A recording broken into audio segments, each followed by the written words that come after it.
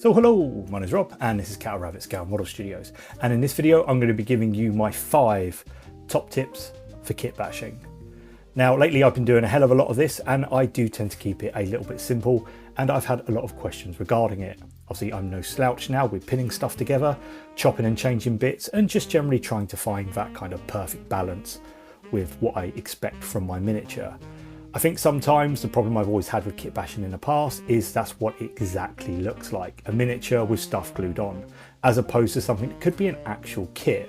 So in this video, beginners, intermediate, I'm going to give you just 5 things I do, 5 tips every time I start a kit bash, and just how much easier it makes my workflow that I'm going to try and pass on to you guys. As always, like, subscribe, and I will leave everything in the description below, but let's get started.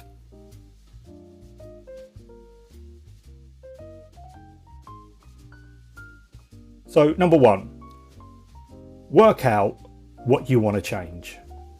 And for this, the first thing I always do is I get the miniature I'm going to be working with and I build it. I build the entire model. The reason why I do this is because it lets me know what I'm working with. It also gives me a clear picture of what I would like to change, almost like the expectation of the model. So I always try and just make sure that I'm within my skill limit. And this is a great way of just making sure that I know what I'm working with and how I want to do things. Here you can see I've got this little sword brethren guy that I will be changing up throughout the course of the video. And I'm going to show you just how I do change him using the tips that I'm giving on screen as well. One thing that people always look at, faces and bases. I'll expand on that a little bit more. So those are some key things to always look for. And you know what, if you're not a skilled person, keep it simple. I can't stress this enough, that you know what, if you're not comfortable pinning stuff and bits like that, keep it simple. And I would expand on this a little bit much later in the 5th tip, which I won't spoil for you now, but definitely work out what you want to do. I'm already getting some ideas of what I want to change in this guy, and we'll carry on.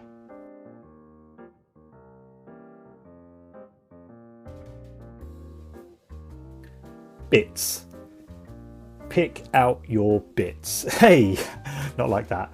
Get a few options. Now, I unclip absolutely everything, and obviously I do a lot of stuff with Space Marines. I like Space Marines. I think they're a versatile kit. I think they're a fantastic range, especially the primaris stuff. It all goes together quite nicely.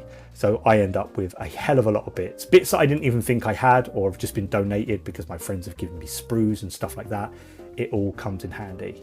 And what I do before I do absolutely anything, after I've worked out what I wanted to change, like I know I want to change the shoulder pads, I know I want to change the head, I know I want to give him a fancy backpack, so I'm going to pick out a few options. So I'll pick out 2 or 3 shoulder pads, a couple of backpacks, a few head options, and that way it lets me chop and change, mix and match. Some things don't work, some things do. Sometimes you have to adjust your vision. Having a good pool of bits and just unclipping absolutely everything is a great way of doing this. Here you can see I've clipped out quite a few bits, and I've got the option now of playing around with them, seeing how they all go together, how it all gels, and to me this is another really great step and just keeps everything nice and organized and the workflow nice and clean. Once again, keep it simple is the name of the game here.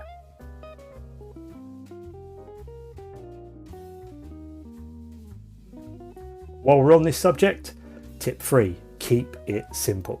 As I said, faces and bases.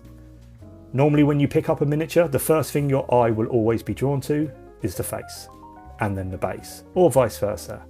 It's all the little bits in between that kind of sometimes don't need as much tweaking, because you can actually make a model completely unique and change the whole flavour of a model just by swapping the head, or a few shoulder pads. You don't need to go absolutely crazy. Because it's always worth saying, and I say this a hell of a lot, especially in my videos, painting is 50% of the work. So do you know what? This is where vision once again comes into it. Is that, do you know what? Even if it doesn't look quite right, but you're happy with all the bits, start painting it. Or start painting some of it, because I guarantee you it will start to come together. And that is You know, probably one of the biggest things when it comes to kit bashing that I've learned. Sometimes I put things together and I think, is this going the way I want it to? And I think it's sometimes you've got to commit to that scheme and commit to that idea that I think sometimes people, they fail to see. So that's what I mean by keeping it simple. Just getting back to the video, and what you're seeing here is I've got a few head options, I've got a few backpack options, I've got a few shoulder pads, and these are the little options that I picked out to kind of play around with my little, I believe he's called a sword brethren. I kind of wanted to make a bit of a primaris companion type of thing, but this is where we are.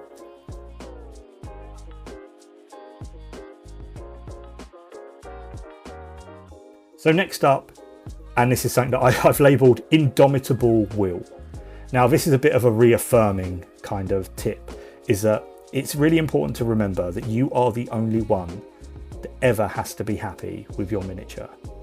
I think sometimes in this hobby, we all work at different skill levels and we all develop very, you know, at different stages.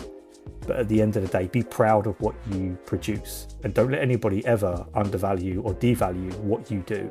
As long as you are happy with it, it doesn't matter, because in the long run, what is kit bashing? It's making a model that nobody else has, that's unique to your army. So keep it simple and remember, it's your miniature, no one else's, and nobody can ever take that away from you.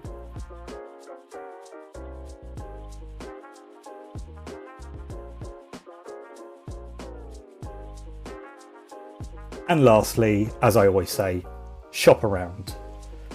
Have a rummage through bits, speak to your pals, see if they've got any old sprues they want lying around, chat to people on social media. Normally when people aren't using stuff, they're more than happy to send it on just so it can be used. eBay, third party, if you haven't got the bits that you want to create your vision, then I would always say is check eBay, check with your pals, have a word with your local store. They might know someone that's just done a big project that might have some bits left over. Put yourself out there, don't be afraid to ask, because if you don't ask, you don't get. My pals are always giving me donations for Space Marine bits, and they have become invaluable assets to my kit bashing, especially for my Dark Angels project. Trust me, you will be happier in the long run that you waited and got the bits that you wanted to make the model you wanted. There's no rush. There's absolutely no rush whatsoever. And by having that little bit of patience, I can guarantee you will end up with a better looking model. So that's really it. 5 tips is build your miniature, pick out your bits, keep it simple, that indomitable will, and shop around. You know, those are 5 things that I find that I do. I always work one model at a time because I find that is just a lot easier. So I'll build one, work on one, build one, work on one. And you know what? It's served me quite well. So that's just 5 things I do. I hope that helps. I hope that gives you a little bit of insight about how I do things, why I do things, and you know, sometimes the length of time it takes to do things. As always, like, subscribe. That's it from me in this one. I'll see you all next time. God bless and take care.